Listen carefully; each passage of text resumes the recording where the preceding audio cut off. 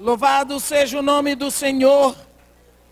Louvado seja o Senhor Deus de todos os exércitos dos céus. Louvado seja o Deus cuja santidade é proclamada por todo o universo desde toda a eternidade. Tu, Senhor, que estás entronizado nas maiores alturas entre os querubins. Tu que és excelso. Tu que reinas sobre todos os principados e potestades. Recebe a nossa adoração, Senhor. Purifica os nossos corações e as nossas mentes com a inspiração do Teu Espírito Santo, para que o nosso louvor dirigido diante do Teu trono seja agradável a Ti, ó Pai. Recebe purificado e justificado pelo sangue precioso de Jesus. Amém. Graça e paz, irmãos. Eu gostaria de convidar a igreja nesse momento a abrir a Bíblia no segundo livro de Samuel, no capítulo 21. Segundo livro de Samuel, capítulo 21, onde está escrito: houve nos dias de Davi uma fome de 3 anos consecutivos. Davi consultou o Senhor, e o Senhor lhe disse: há culpa de sangue sobre Saul e sobre a sua casa, porque ele matou os gibeonitas. Então chamou o rei os gibeonitas e lhes falou. Os gibeonitas não eram os filhos de Israel, dos filhos de Israel, mas dos restos dos amorreus, e os filhos de Israel lhe tinham jurado poupá-los, porém Saul procurou destruí-los no seu zelo pelos filhos de Israel de Judá. Perguntou Davi aos gibeonitas: que quereis que eu vos faça? E que resgate vos darei, para que abençoeis a herança do Senhor?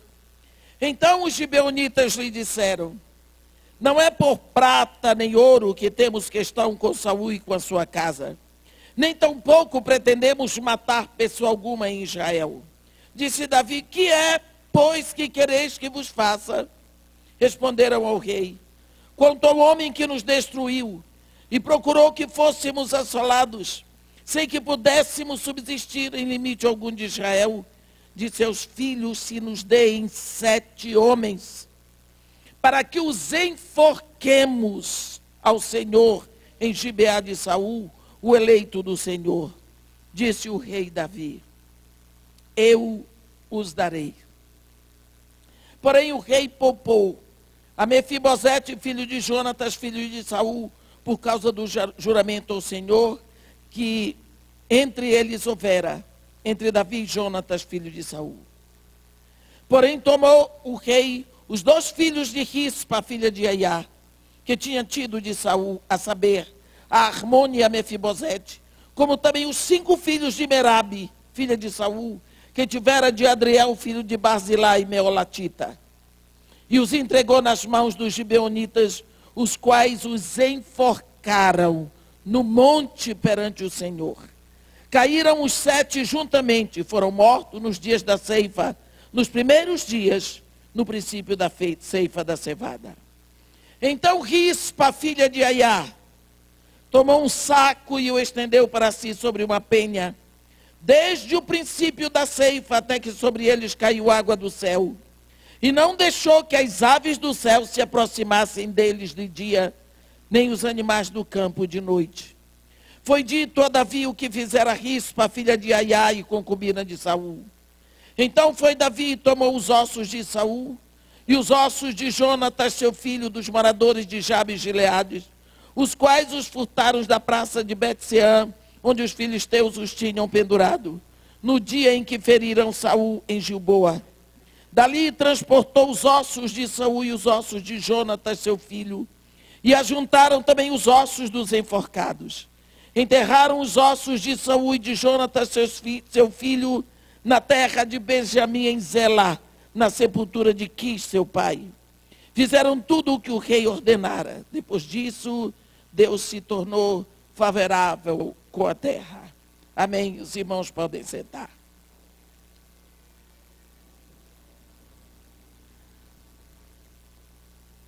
Uma das coisas que Deus falou para o povo de Israel quando entrassem na terra prometida, é que não fizessem aliança com as nações daquele lado do Jordão. E logo no início da entrada desse povo na terra de Canaã, as nações ali estavam apavoradas, porque viram tudo que Deus vinha fazendo às nações que se opunham a Israel. Então os reis dali se juntaram e disseram: vamos nos unir, porque naquela época o que vigorava não era o monoteísmo, nem o politeísmo, mas era o enoísmo, a crença de que o povo que tinha o Deus mais forte, esse vencia na peleja. Então eles resolveram: o povo de Israel tem um Deus muito forte, mas se nós nos unirmos, os nossos deuses todos juntos vão vencer o Deus de Israel. Mas os gibeonitas disseram: não, nós preferimos contar com o nosso jeitinho, com a nossa maracutaia, com a nossa estratagema. Então não vamos nos unir a vocês. Nós temos o outro modo para vencer. Vamos vencer pelo engano. Vamos vencer pela aparência. E então eles se prepararam e se fantasiaram. E se apresentaram para os líderes de Israel. E disseram para eles que eles vinham de uma terra muito distante. E por isso eles tinham pego odres velhos de vinhos, sandálias rotas, roupas rasgadas. E chegaram lá todos empoeirados. E os líderes de Israel disseram: não, vocês são daqui. Josué disse: vocês são daqui. Eles disseram: não, olha para a nossa roupa, como está empoeirada. Olha para os nossos odres de vinho, eram novos quando tomamos. Olha as nossas sandálias. Então a liderança fixou os olhos naquilo que via, achando que aquilo era suficiente para que eles fizessem exatamente o que Deus disse para não fazer. E assim eles acabaram fazendo aliança com os gibeonitas. Depois de 3 dias descobriram que tinham sido enganados, mas eles tinham feito aliança. Então botaram os gibeonitas para serem rachadores de lenha e carregadores de água para Israel, mas os gibeonitas ficaram agarrados em Israel como uma 13ª tribo, e eles nunca puderam fazer nada contra. Nos dias de Saul, Saul se levantou contra esse povo e quis acabar com os gibeonitas. Logicamente que ele não conseguiu, porque dificilmente alguém consegue destruir assim uma semente ruim. E foi guerra após guerra. Saul morreu na guerra com Jonatas, e Davi assume o lugar. Depois de muitas pelejas e de muitas andanças, Davi é entronizado rei sobre Israel. E vai acontecer algo tremendo. No primeiro ano, o povo de Israel planta, e tudo produz como uma maravilha. Na hora da ceifa, tudo secou. Ninguém entendeu por quê.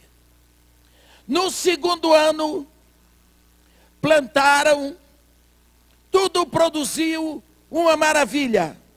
Na hora da colheita, tudo secou. Segundo ano consecutivo. No terceiro ano, novamente plantaram. A produção foi maravilhosa. Na hora da colheita, tudo secou. E Davi, então, voltou-se para Deus para perguntar por que aquilo estava acontecendo. Que coisa boa. Quando um cabeça da nação tem coragem de se voltar para Deus, para perguntar o que está acontecendo, que na nação dele as coisas não estão indo bem. Está dando tudo errado. É bom porque Davi tinha Deus a quem ele servia. Por isso a Bíblia diz: feliz a nação cujo Deus é o Senhor. Mas quando o chefe da nação não tem Deus, ele não tem para quem perguntar. E talvez pergunte para os ídolos, talvez pergunte para demônios, mas nunca se volta para Deus. E então vai continuar no engano. E quando Davi pergunta a Deus o que está acontecendo, Deus diz: a culpa de sangue sobre Israel, porque Saul matou os gibeonitas. Saul não podia ter matado os gibeonitas porque havia um juramento. Então Davi vai aos gibeonitas e pergunta para eles: de que forma eu posso pagar a vocês? De que forma a nossa nação pode pagar a vocês? Para que vocês perdoem o pecado de Israel? E os gibeonitas começaram com aquela conversa de quem quer alguma coisa em troca. Davi disse: eu quero saber. E aí eles disseram: quanto ao homem que nos destruiu e procurou que fôssemos assolados, sem que pudéssemos resistir em nenhum limite em Israel, que disse aos filhos: se nos deem 7 príncipes, 7 homens, para que os enforquemos ao Senhor em Gibeá de Saul, o eleito do Senhor. Preste atenção com quem é que Israel fez aliança. Com alguém que enforcava pessoas para o Deus deles.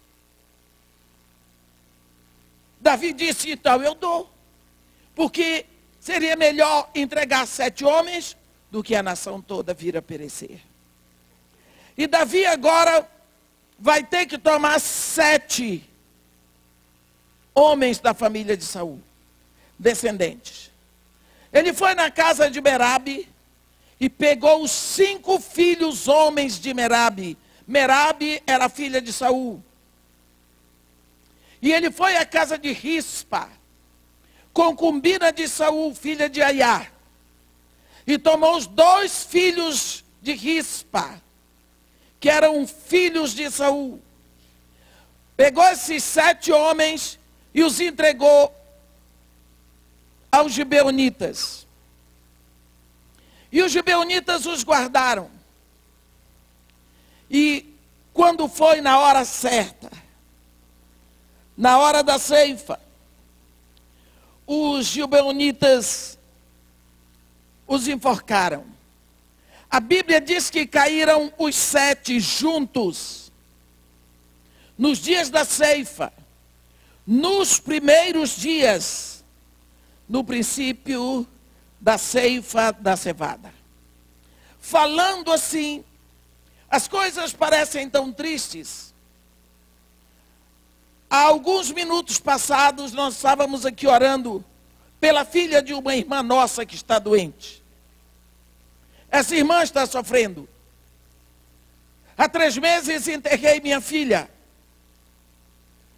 Mas você ficar pensando numa mãe da qual é tomado os seus 5 filhos para serem enforcados, e da outra, da qual lhe tomaram os 2 filhos para serem enforcados, sem que eles estivessem doentes, sem que eles tivessem feito por si alguma coisa para receberem tal sentença, exatamente no vigor da juventude.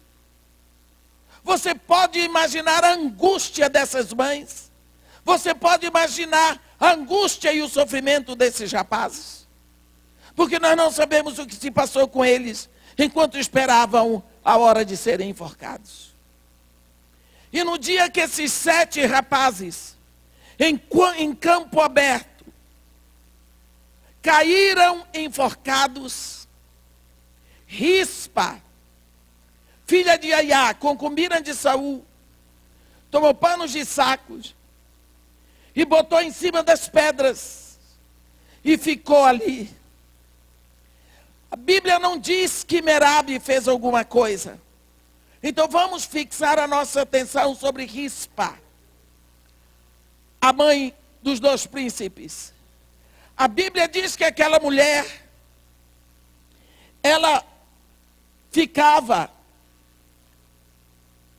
de dia enxotando as aves do céu, para que não picassem os corpos dos filhos dela.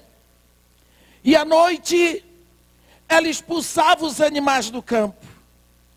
Se você olhar esse quadro tétrico, é possível imaginar que as pessoas que passavam e olhavam para o campo dos enforcados ficavam impressionados com a dor, com o clamor, com o choro, com o sofrimento daquela mãe, que já não tendo nada mais a fazer pelos filhos, pelo menos não permitia que animais do campo os tocassem de dia, nem aves do céu à noite. Não se sabe quanto tempo isso aconteceu. O fato é que essa mulher ficou numa vigília deprimente, numa dor, correndo atrás de animais, enxotando as aves, que seguramente queriam encostar, porque as aves de dia vêm e bicam, mas à noite talvez fosse pior, porque os animais do campo chegavam, e essa mulher ficou ali naquela vigília dolorosa, no campo dos enforcados. Alguém de longe passou e olhava. E mais um, e mais outros, e dezenas de pessoas vinham olhar. E você pode perguntar por que essa mulher não tirou os corpos para enterrar, porque só quem podia dar o enterro ao corpo dos enforcados era aquele que era responsável pelo enforcamento. E o responsável pelo enforcamento era Davi. Então só Davi, o rei, poderia tomar os corpos para mandar enterrar. Então Rispa ficou ali. Não se sabe até quando aquela mulher queria ficar. Mas a notícia chegou aos ouvidos de Davi. Sabe? Rei, Rispa, a filha de Aiá, concubina de Saul, está lá no campo dos enforcados. Ela estendeu o saco sobre a penha, e ela fica lá de dia e de noite. De dia, ela enxota as aves do céu para que não se aproximem. E à noite, os animais do campo. Ela não dorme, ela não come, ela não para, ela está numa vigília contínua. E a vigília dela tem sido um clamor que se espalha pela nação.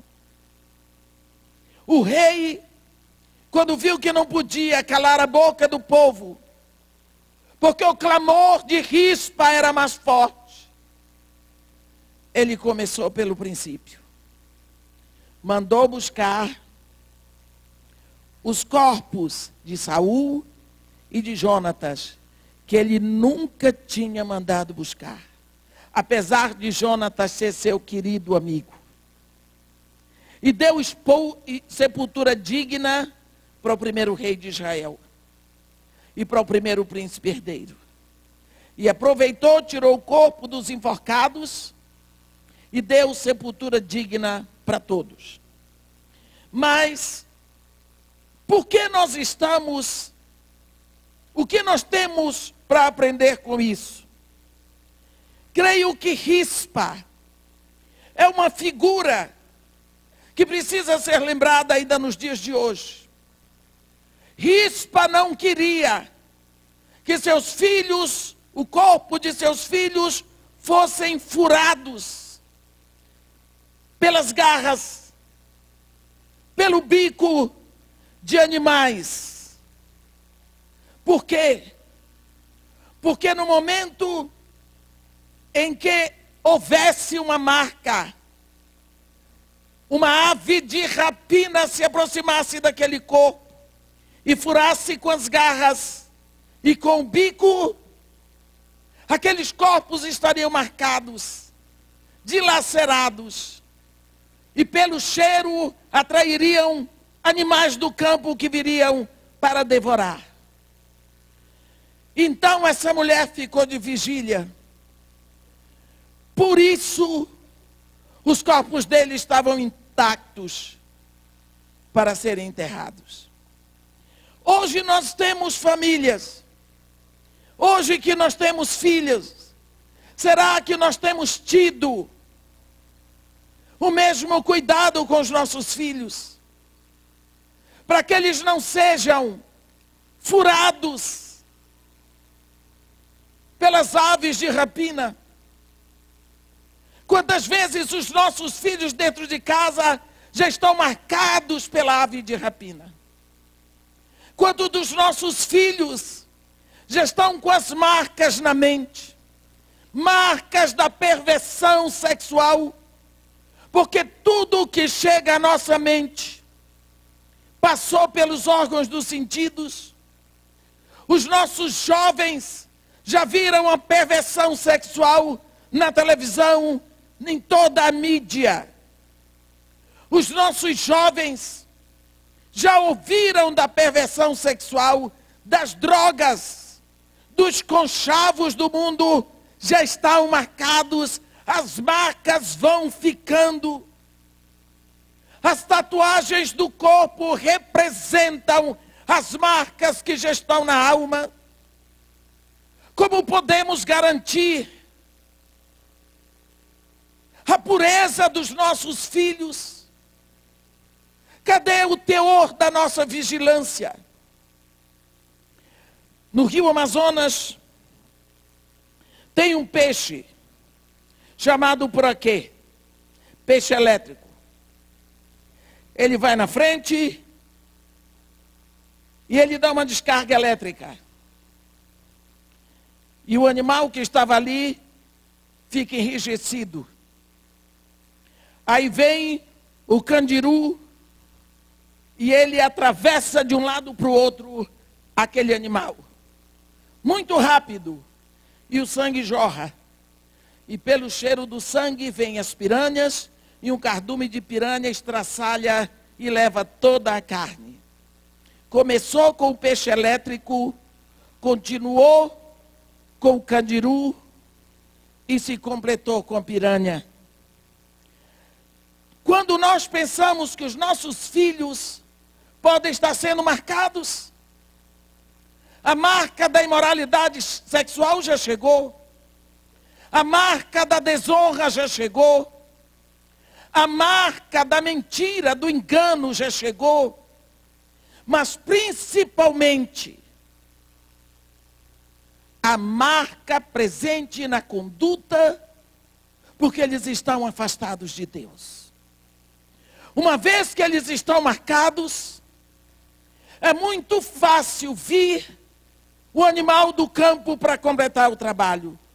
Quantos dos nossos jovens já estão marcados, perderam a virgindade? Quantas das nossas meninas já tomam anticoncepcional? Quantos dos nossos rapazes tão cedo já sabem tudo que o mundo quer que eles saibam a respeito da sexualidade desenfreada? Será que nós estamos atentos? Porque uma vez que eles foram marcados, a sua mente está marcada. E qual é o nosso papel como pais? Será que nós estamos olhando para o que vem depois?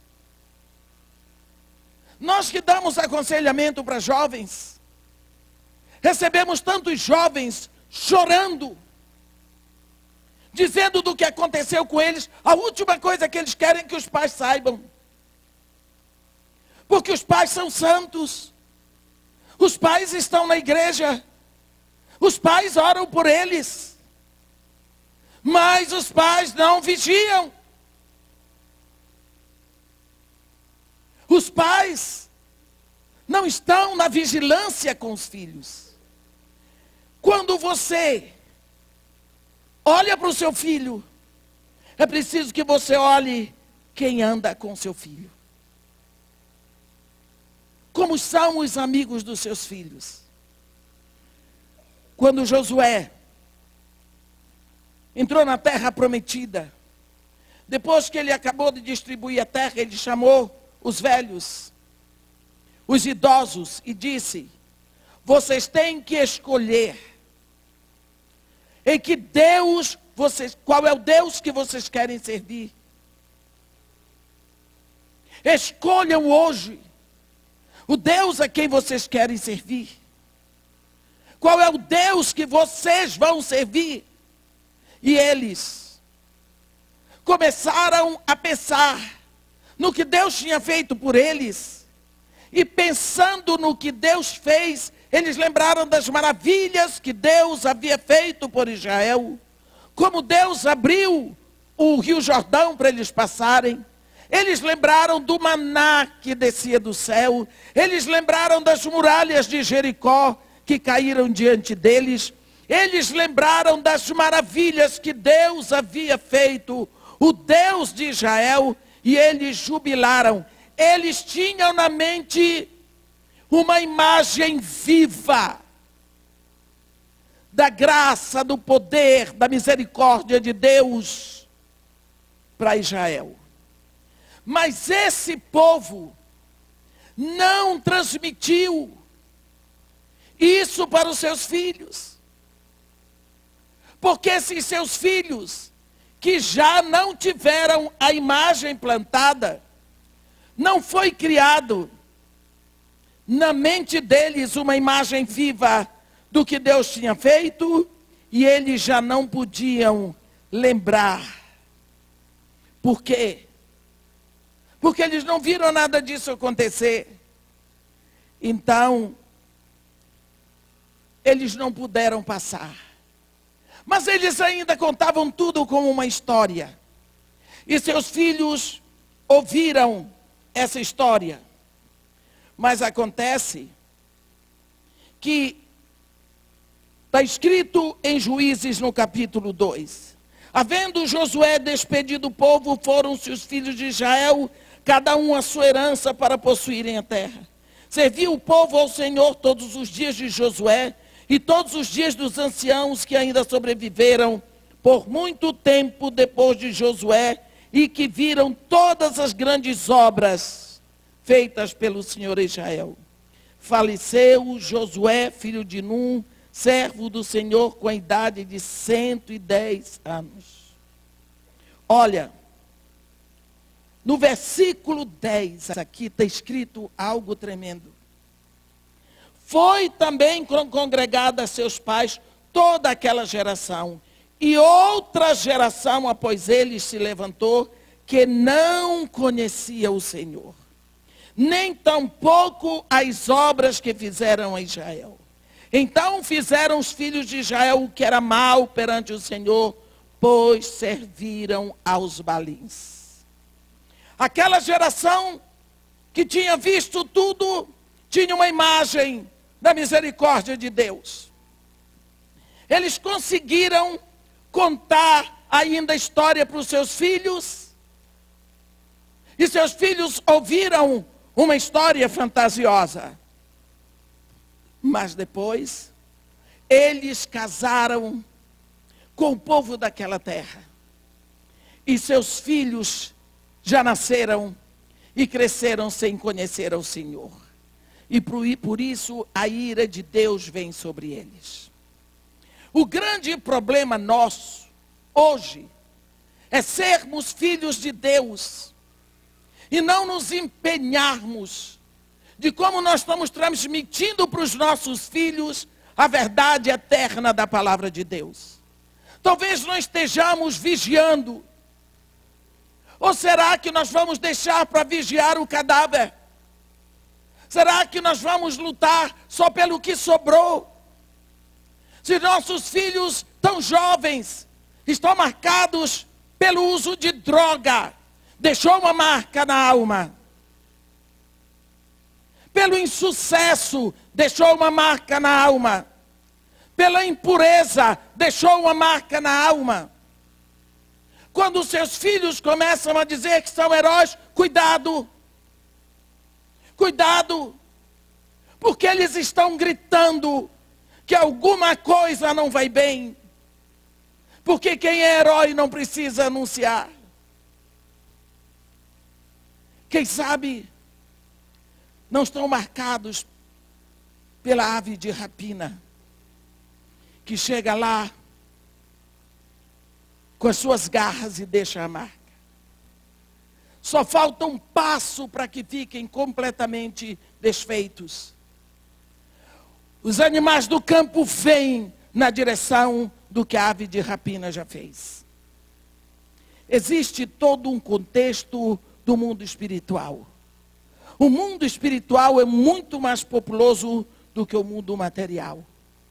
E quando a Bíblia diz que a nossa luta não é contra os principados nem as potestades, nem contra os dominadores do mundo tenebroso, nem contra as forças espirituais do mal das regiões celestes.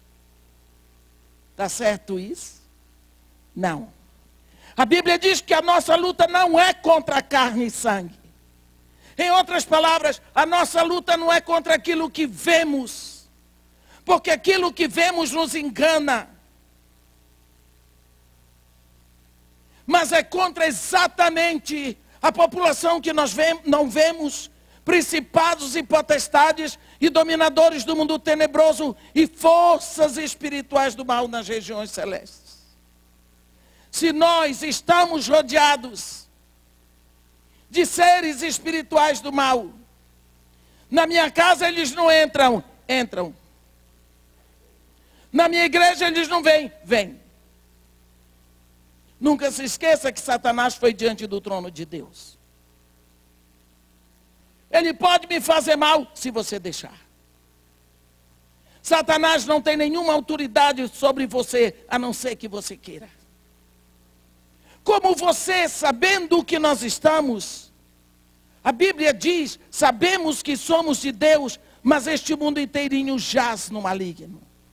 Então, se nós estamos de passagem no mundo que jaz no maligno, nós precisamos estar atentos e armados o tempo todo contra as forças espirituais do mal. E contra as forças espirituais do mal só tem o sangue de Jesus e a palavra de Deus. De que forma você tem agido na sua casa? O quanto você tem ministrado essa palavra dentro da sua casa? Pode ser que seus filhos já estejam marcados pela ave de rapina, mas ainda há tempo de impedir que os animais do campo venham para destruir totalmente. Palavra de Deus. Quando Deus diz, estas palavras que hoje eu te ordeno, estarão no teu coração, e tu as inculcarás a teus filhos, e delas falarás. Aonde? Sentado na tua casa, e andando pelo caminho, e ao deitar-te, e ao levantar-te. Eu pergunto para você, meu irmão que me ouve, quanto tempo você tem falado esta palavra dentro de casa? Quanto tempo? Eu cheguei numa favela em 1990, a mais violenta do Rio. Ninguém subia lá, nem polícia. E a única coisa que eu fiz foi começar a recitar a palavra de Deus. Eu subia por Laranjeiras até o topo do Morro Dona Marta e descia com a Bíblia na mão o que estava memorizado, eu memorizava. Me chamavam de macumbeira evangélica. Não tem problema. Eu tinha certeza que não estava fazendo mal para eles. E eu proclamava só a palavra de Deus. Só versículo bíblico, nada mais. Eu memorizava num dia para soltar no outro, em voz alta. O povo no início me olhava. Depois, eles seguiam atrás para ouvir melhor. E depois eu tinha uma procissão atrás de mim. E depois eu peguei um vidro de óleo e ia jogando. É macumbeira evangélica, amém. E fui. Em 1990. Só palavra de Deus. Naquela favela, havia a maior concentração de centros de macumba do Rio de Janeiro. Eu estou falando do Morro de Dona Marta, em Botafogo, no Rio de Janeiro. Não tenho medo de falar. 12 anos depois, acabou o último centro de macumba. Só a palavra de Deus. Eu não entrava na casa de ninguém para ministrar a palavra. Eu só gritava a palavra em todos os buraquinhos que tinha. 2004, o Morro Dona Marta foi retirado da lista de favelas violentas. 2008, o morro recebeu o título de modelo para todas as favelas. Foi instalada lá a primeira UPP. Sem um tiro, sem uma prisão, sem uma gota de sangue. Palavra de Deus. Cadê os centros de macumba? Não resistiram. A Bíblia diz que quando você entra com a luz, as trevas desaparecem. Você não sabe o que está acontecendo na alma dos seus filhos. Você não sabe o que eles ouvem, você não sabe o que eles veem. Me perdoem dizer isso, eu não estou dizendo que nós somos pessoas idiotas. Eu estou simplesmente dizendo que coração dos filhos é terra onde você não anda.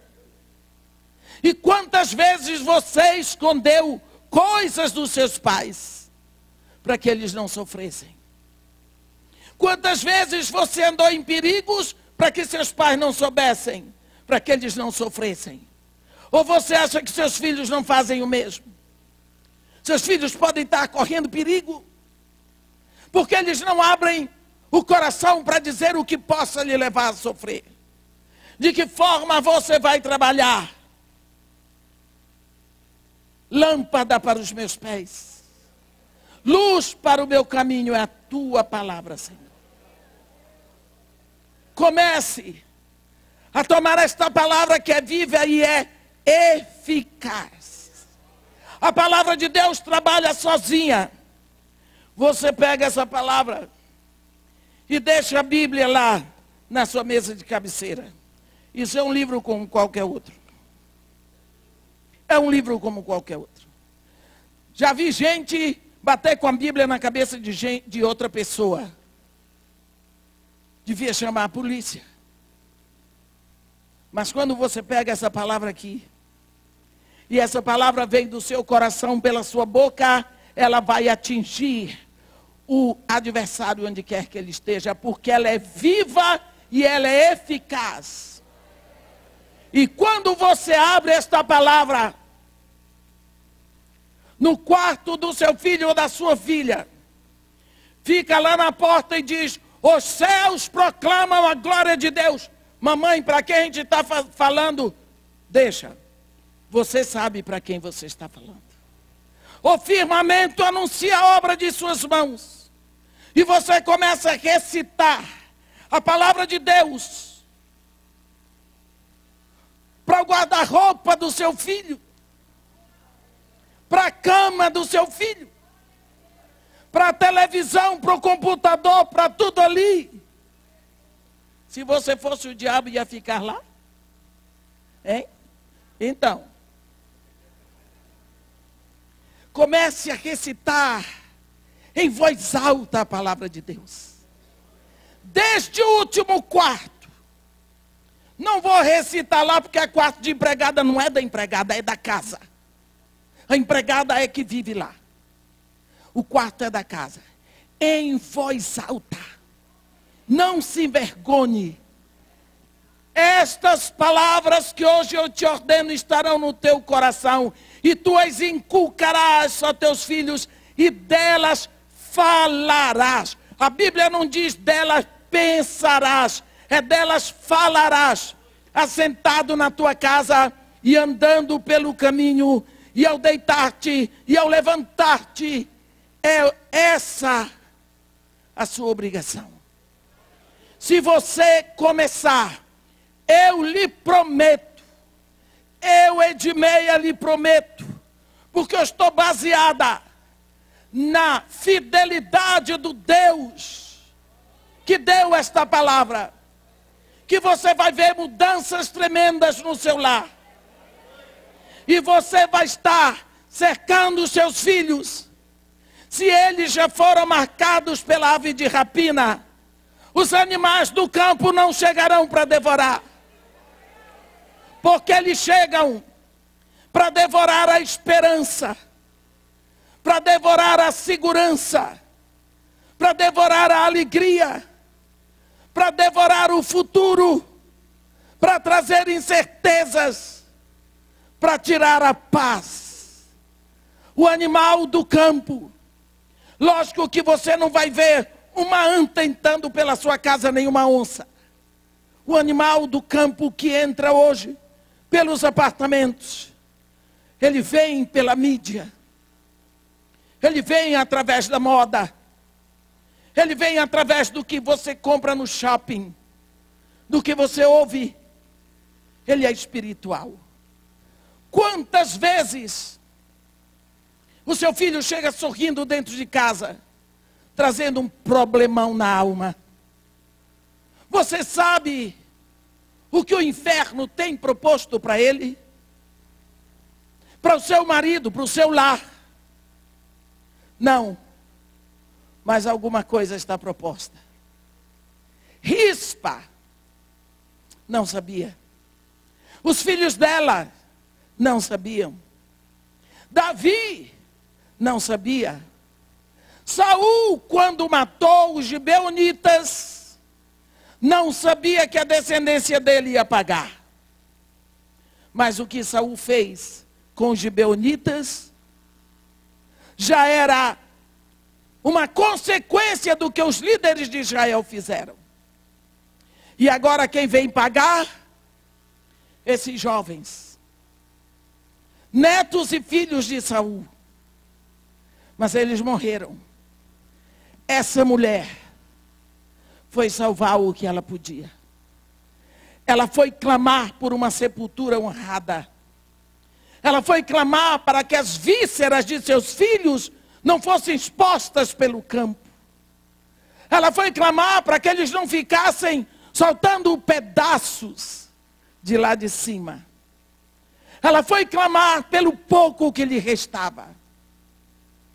Talvez muitas mulheres não pudessem fazer isso. Nós vemos que Merabe não fez.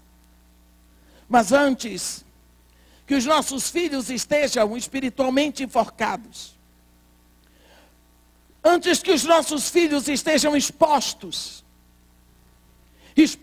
porque não tem mais esperança, expostos porque o caminho deles foi impedido, expostos porque foram roubados de suas expectativas, expostos porque não conseguiram aquilo que seu coração desejava.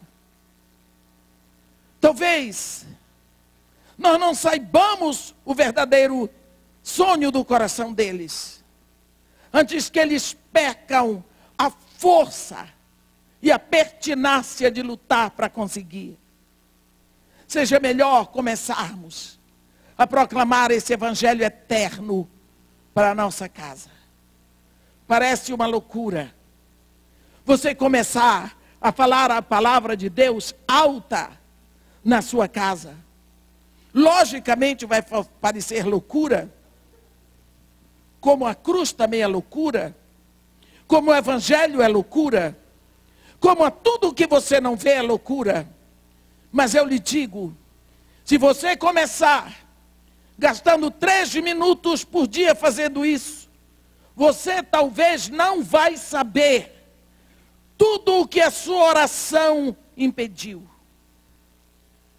Mas, quando você não faz, você vê que oração teria impedido. Quando nós olhamos a situação de Rispa, e nós vemos que o clamor desta mulher atingiu o coração de uma população. O clamor desta mulher moveu a mão do rei Davi para trazer honra para a casa dela. Nós vemos que vale a pena lutar. Vemos aqui 2 mulheres desfilhadas, 2 mulheres invadidas, 2 mulheres sofrendo pelo erro que seu marido cometeu. No caso de Merabe, pelo que seu pai fez. Merabe não teve coragem para tomar posição. Merabe não foi lutar para levar os cadáveres. Mas Rispa, talvez pensou, não tenho mais nada para perder. Me foi tirado tudo o que eu tinha. Meu marido morreu no campo de batalha e o corpo dele não foi trazido. Agora meus filhos estão expostos entre o céu e a terra, enforcados pelos gibeonitas. Os corpos deles não vão ficar espalhados pelo campo, em pedaços esparsos, mordidos e feridos por aves de rapina e por animais do campo. Enquanto eu viver, eu vou lutar. Se você já desistiu, é porque você acredita que não tem mais jeito. Mas eu quero dizer uma coisa para você. Deus, na sua infinita misericórdia, está dizendo para você que cada dia que passa você está mais próximo da vitória. Cada dia que passa você está mais perto da reta de chegada. Não importa o cansaço, não importa quantos passam diante de você, você tem que olhar para um ponto lá na frente. Sabe, um corredor de corrida de velocidade, quando ele parte do ponto, ele não olha para os lados, ele olha lá para o final onde ele tem que chegar. Se ele olhar para os lados, ele perde na velocidade. Então é preciso que você olhe para frente. Minha família, meus filhos, todos serão salvos pelo sangue de Jesus. Não importa o que o animal do campo já fez, não importa o que a ave de rapina já fez, eles serão para a glória de Deus.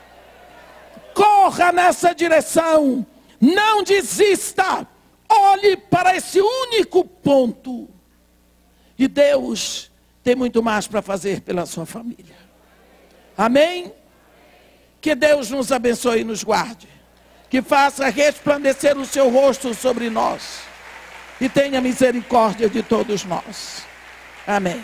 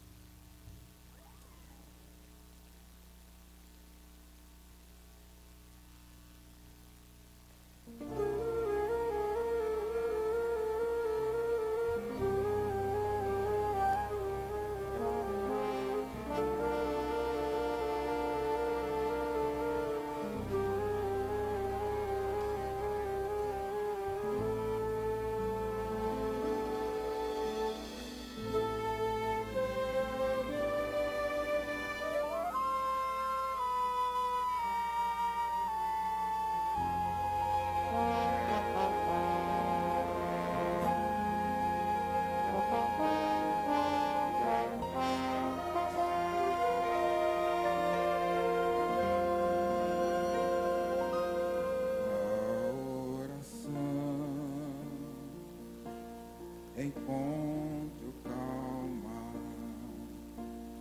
na oração, encontro paz, orar a Deus faz bem à alma, falar com Deus me satisfaz.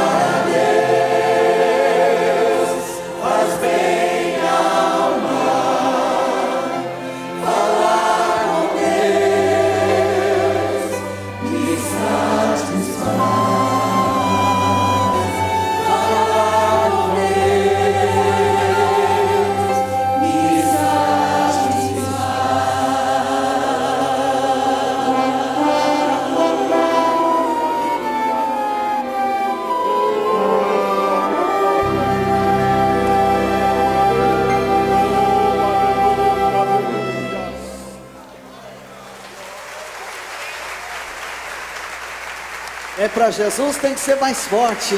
Aleluias. Bendito seja o nosso Deus. Graças a Deus. Deus falou com você hoje?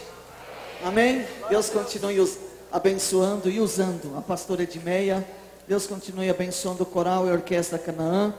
Você está sentindo a presença do Senhor aqui? Que coisa gostosa, né, irmãos? Antes de celebrarmos a Santa Ceia do Senhor, eu queria fazer 2 orações com os irmãos. A primeira é sobre novos membros, aniversariantes e casais. Eu quero saber se alguém membrou na igreja no mês de setembro, outubro, ou está agora membrando na igreja. Há algum novo membro que entrou no mês de setembro e outubro? Você fez cadastro de membro, membrou-se na igreja? Fique em pé para que a igreja possa conhecê-los, recebê-los nas fileiras da fé nesta casa. Olha aí, tem vários irmãos queridos, novos membros, glórias a Deus.